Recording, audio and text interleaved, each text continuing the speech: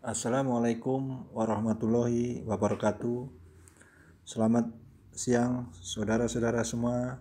Sampai berjumpa kembali untuk mata kuliah perubahan sosial dan pembangunan.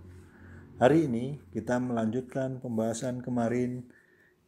Topik siang ini yaitu tentang teori dependensi. Saudara-saudara semua, perspektif dependensi dalam perubahan sosial. Kalau kita lihat sejarah lahirnya teori dependensi, yaitu teori dependensi lahir sebagai tanggapan atas gagalnya program KEPBAL, yaitu Komite Ekonomi PBB untuk Amerika Latin atau ICLA, United Nations Economic Commission for Latin America, dan merupakan kritik terhadap Marxisme ortodok di negara-negara Amerika Latin pada awal tahun 1960-an. Berdasarkan itu, teori dependensi merumuskan hubungan antara negara-negara barat dengan negara dunia ketiga sebagai hubungan yang dipaksakan, eksploitatif, dan ketergantungan. Teori ini menitikberatkan pada persoalan keterbelakangan dan pembangunan negara dunia ketiga. Teori dependensi merupakan suara negara-negara pinggiran untuk menentang hegemoni ekonomi, politik, budaya, dan intelektual dari negara maju. Pada tahun 1950-an, perlu saudara-saudara ketahui bahwa banyak pemerintah di Amerika Latin atau dikenal cukup populis mencoba menerapkan strategi pembangunan dari KEPBAL tadi yang menitikberatkan proses industrialisasi melalui program ISI, yaitu industrialisasi substitusi impor. Dengan strategi tersebut diharapkan dapat memberikan keberhasilan yang berkelanjutan untuk pertumbuhan ekonomi sekaligus pemerataan hasil pembangunan, peningkatan kesejahteraan rakyat sekaligus memberikan suasana yang mendorong pembangunan politik dan demokratis. Akan tetapi, saudara-saudara, yang terjadi adalah sebaliknya. Ekspansi ekonomi yang amat singkat berubah menjadi stagnasi ekonomi.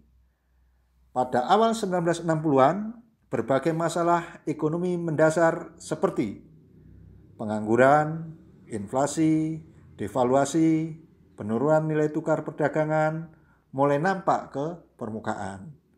Dalam waktu yang singkat, banyak pemerintahan di Amerika Latin diharuskan untuk berhadapan dengan gerakan perlawanan rakyat yang diikuti dengan tumbangnya pemerintahan yang populis ini. Lebih tragis lagi, diganti oleh pemerintahan otoriter, yaitu dengan dukungan militer. Saudara-saudara, akibat kepercayaan para cendekiawan terhadap program KEPBAL dan teori modernisasi hilang, menurut teori modernisasi telah membuktikan ketidakmampuannya untuk memenuhi janji-janji keberhasilan pembangunan ekonomi dan politik, yaitu terutama terhadap stagnasi ekonomi, berkembangnya represi politik, dan melebarnya ketimpangan antara kaya dan miskin. Saudara-saudara ketahui, teori dependensi juga dipengaruhi dan merupakan jawaban atas krisis teori Marxis ortodok di Amerika Latin. Menurut pandangan Marxis ortodok, Amerika Latin harus melalui tahapan revolusi industri, yaitu revolusi industri borjuis sebelum melampaui revolusi sosial proletar. Namun demikian, revolusi RRC pada tahun 1949 dan revolusi Kuba pada tahun 1950 mengajarkan bahwa negara dunia ketiga tidak harus selalu mengikuti tahapan-tahapan perkembangan tersebut, bahkan dapat langsung menuju dan berada pada tahapan revolusi sosialis. Teori dependensi ini segera menyebar dengan cepat ke belahan Amerika Utara pada akhir tahun 1960-an. Alexander Frank adalah orang yang paling bertanggung jawab terhadap penyebaran awal teori ini pada masyarakat intelektual internasional. Bahkan di luar Amerika Latin, teori dependensi ini diidentifikasikan dengan Frank pada majalah Monday Review, tempat Frank sering menulis berbagai artikel. Di Amerika Serikat, teori dependensi memperoleh sambutan hangat karena hal ini terjadi kedatangannya hampir bersamaan dengan lahirnya kelompok intelektual muda radikal yang tumbuh dan berkembang subur pada masa revolusi kampus di Amerika Serikat akibat protes anti perang, gerakan kebebasan wanita, dan gerakan Gitu. Saudara-saudara semua, menggambarkan kegagalan Amerika ini, Vietnam, dan menyebarnya kerusuhan ras pada pertengahan tahun 1960-an yang diikuti oleh inflasi kronis, devaluasi US waktu itu, dan perasaan kehilangan kepercayaan diri pada masa awal tahun 1970-an menyebabkan hilangnya keyakinan landasan teori modernisasi. Dalam suasana sejarah tahun 1960-an dengan paradigma baru untuk memberikan jawaban atas kegagalan program Kepral, yaitu krisis teori Marxis ortodok dan merumuskan kepercayaan terhadap teori modernisasi di Amerika Serikat. Maka muncullah teori dependensi. Saudara-saudara semua, ada kritik teori dependensi terhadap teori modernisasi. Andre Gunnar Frank 1969 mengupakan kritik terhadap teori modernisasi yang juga merupakan kritik teori dependensi terhadap teori modernisasi. Apa saja kritik Andre Gunnar Frank tersebut?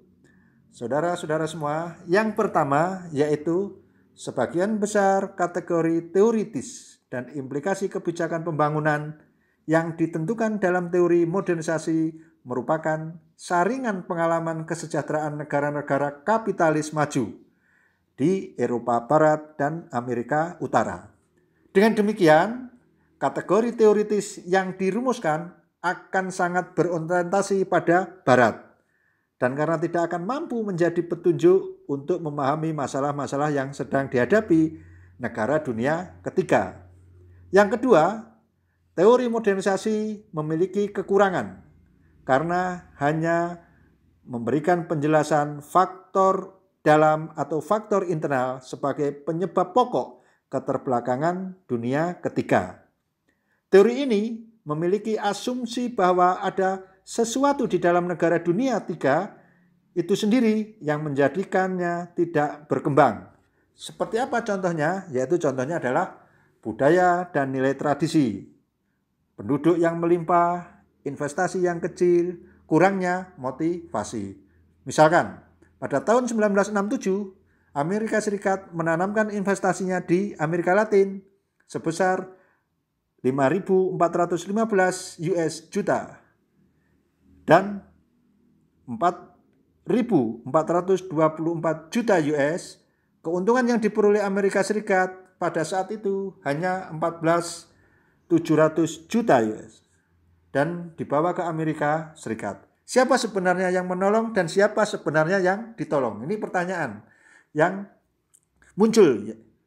Paul Buron pada 1968 mendasarkan studinya di India mengenai bahwa imperialis tidak saja berhasil menguras kekayaan India. Ya, jadi imperialis tidak saja berhasil menguras kekayaan India, tetapi berhasil mengubah struktur pasar sistem perekonomian India dari sistem yang mandiri menjadi sistem perekonomian yang tergantung dari luar. Paul Bribis menyatakan bahwa modernisasi menciptakan hubungan yang tidak seimbang dalam perdagangan internasional antara negara pusat dan negara pinggiran. Sebagai reaksi atas penjelasan faktor dalam dari teori modernisasi, Frank menjelaskan faktor luar untuk memahami persoalan pembangunan dunia ketiga. yaitu bahwa bukan feodalisme atau tradisionalisme yang menjadi negara dunia ketiga keterbelakangan. Dalam kenyataannya merupakan suatu kesalahan yang mendasar untuk mengatakan bahwa negara dunia ketiga merupakan negara primitif, feodal, atau tradisional.